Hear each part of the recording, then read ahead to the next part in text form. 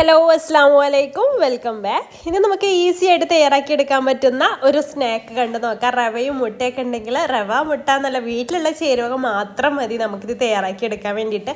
വളരെ പെട്ടെന്ന് തന്നെ തയ്യാറാക്കിയെടുക്കാനും പറ്റും കേട്ടോ. അപ്പോൾ അതെങ്ങനെയാണെന്ന് നോക്കാം. അതിന് വേണ്ടിയിട്ട് ബൗൾ എടുത്തിട്ട് അതിലേക്ക് 2 മുട്ട ഒന്ന് പൊടിച്ചൊഴിച്ച് കൊടുക്കുന്നുണ്ട്. പിന്നെ അതിലേക്ക് മധുരത്തിന് വേണ്ടിയിട്ട് പഞ്ചസാര ചേർത്ത് കൊടുക്കണം. അപ്പോൾ ഞാനിവിടെ പൊടിക്കാത്ത പഞ്ചസാര 1/2 കപ്പാട്ടോ ചേർത്ത് കൊടുത്തിട്ടുള്ളത്.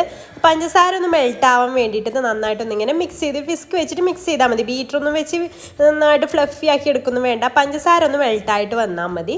അതിനുശേഷം നമുക്ക് 1/4 കപ്പ് റവ ചേർത്ത് കൊടുക്കാം. വറുത്തതോ വറുക്കാത്തതോ ഏതായാലും കുഴപ്പമൊന്നുമില്ല കേട്ടോ. അപ്പോൾ ഞാനിവിടെ വറുത്തിട്ടുള്ള റവയാണ് എടുത്തിട്ടുള്ളത്. അത് നന്നായിട്ടൊന്നിങ്ങനെ മിക്സ് ചെയ്ത് കൊടുക്കാം.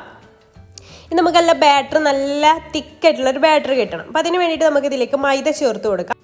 അപ്പോൾ ഞാനിവിടെ 1 കപ്പ് ആദ്യം എടുത്തിട്ടുണ്ട്. കറക്റ്റ് അളവ് ഞാൻ പറയണില്ല. എന്താണെന്ന് വെച്ചാൽ ചിലപ്പോൾ മുട്ട വലുതാവുന്നതിനനുസരിച്ച് മൈദയുടെ അളവ് കൂട്ടേണ്ടി വരും.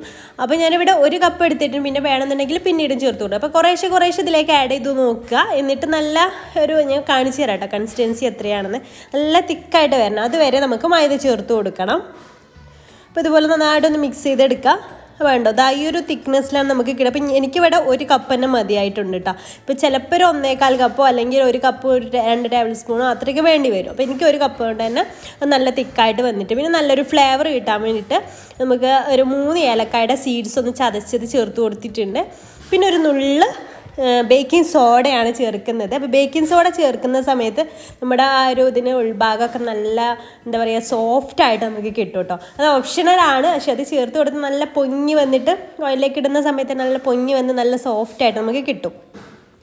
ഇതാണ് ഇതിൻ്റെ കൺസിസ്റ്റൻസി. നല്ല തിക്കായിട്ടുള്ളൊരു കൺസിസ്റ്റൻസിയാണ്. അപ്പോൾ ഞാനിവിടെ ഒരു ചട്ടി ഇതാണ് കേട്ടോ, ഇരുമ്പിൻ്റെ ചീനച്ചട്ടി എന്ന് അറിയില്ല, അതാണ്ടോ വെച്ചിട്ടുള്ളത്. അപ്പോൾ അത് ഓയിലൊന്ന് ചൂടായ ശേഷം നമുക്കിതിലേക്ക് ഇങ്ങനെ ഒരു സ്പൂൺ ഇങ്ങനെ ഇട്ട് കൊടുക്കാം.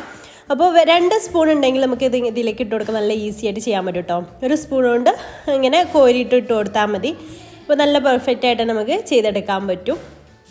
പിന്നെ ഇത് ഒന്ന് ഓയിൽ ചൂടായതിന് ശേഷം നമുക്ക് ഇത് ലോ ടു മീഡിയം ഫ്ലെയിമിലിട്ടിട്ട് ഫ്രൈ ചെയ്തെടുത്താൽ മതി. നമ്മൾ ഹൈ ഫ്ലെയിമിലിട്ട് കൊടുത്താൽ പെട്ടെന്ന് തന്നെ പുറം ഭാഗം ആവും, പക്ഷേ ഉൾഭാഗം നന്നായിട്ട് തന്നെ വെന്ത് കിട്ടില്ല കേട്ടോ.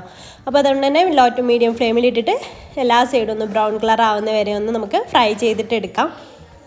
അപ്പോൾ ഇത് ഉണ്ടാക്കിയെടുക്കാൻ സിമ്പിളാണ്, നല്ല ടേസ്റ്റുമാണ് കേട്ടോ. കഴിക്കാൻ മധുരം ഇഷ്ടപ്പെടുന്നവർക്കൊക്കെ എന്തായാലും ഇഷ്ടമാവുന്ന ഒരു സ്നാക്ക് തന്നെ ആയിരിക്കും. മുട്ടയുടെ ടേസ്റ്റും ഒക്കെ വരുന്ന നമ്മുടെ വെട്ട് കേക്കൊക്കെ ഉണ്ടാവില്ല, അതിൻ്റെയൊക്കെ ഒരു ടേസ്റ്റിലൂടെ വരുന്ന ഒരു സ്നാക്കാണ്.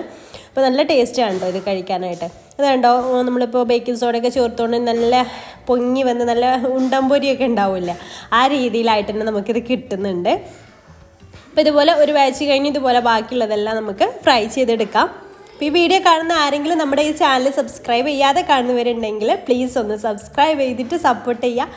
അതുപോലെ തന്നെ ഇതൊക്കെ ഇഷ്ടപ്പെടുന്നുണ്ടെങ്കിൽ നമ്മുടെ ഫാമിലിയിലോ അങ്ങനെ ആർക്കെങ്കിലുമൊക്കെ ഷെയർ ചെയ്ത് കൊടുക്കാനും മറക്കരുത് കേട്ടോ. അപ്പോൾ ഇതുപോലെ ബാക്കിയുള്ളതൊക്കെ നമുക്ക് ഫ്രൈ ചെയ്തിട്ടെടുക്കാം. അപ്പോൾ അതെല്ലാം ഫ്രൈ ചെയ്തെടുത്തതിന് ശേഷം ഞാനിത് കട്ട് ചെയ്തിട്ട് കാണിച്ചു തരാം കേട്ടോ. അതിൻ്റെ ഉൾഭാഗമൊക്കെ നല്ല സോഫ്റ്റ് ആയിട്ടിരിക്കുന്ന ഒരു സ്നാക്കാണ്. അധികം ഓയിലൊന്നും കുടിക്കാത്ത ഒരു സ്നാക്കായിട്ടാണ് നമുക്ക് കിട്ടിയിട്ടുള്ളത്. ഇഷ്ടപ്പെട്ടിട്ടുണ്ടെങ്കിൽ എന്തായാലും ഒന്ന് ട്രൈ ചെയ്ത് നോക്കുക. ട്രൈ ചെയ്ത് നോക്കുന്ന സമയത്ത് ഫീഡ്ബാക്ക് അറിയിക്കാൻ മറക്കരുത്. അപ്പോൾ ഇൻഷാല്ലാ പുതിയൊരു നല്ലൊരു വീഡിയോ ആയിട്ട് നമുക്ക് അടുത്തൊരു ദിവസം കാണാം. താങ്ക്